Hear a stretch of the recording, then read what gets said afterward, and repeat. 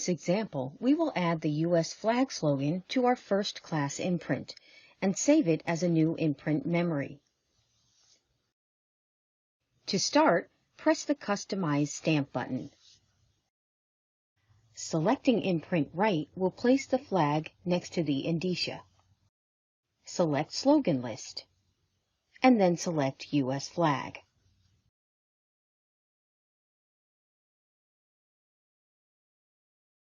Press Home to return to the home screen. An S will now appear on the screen indicating that a slogan has been added to the imprint.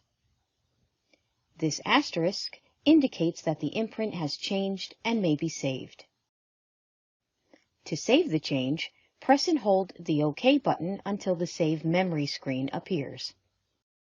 Select the memory slot you are saving to. In this example, we'll save it to M4.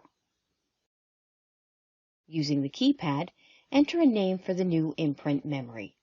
We'll name this one Flag.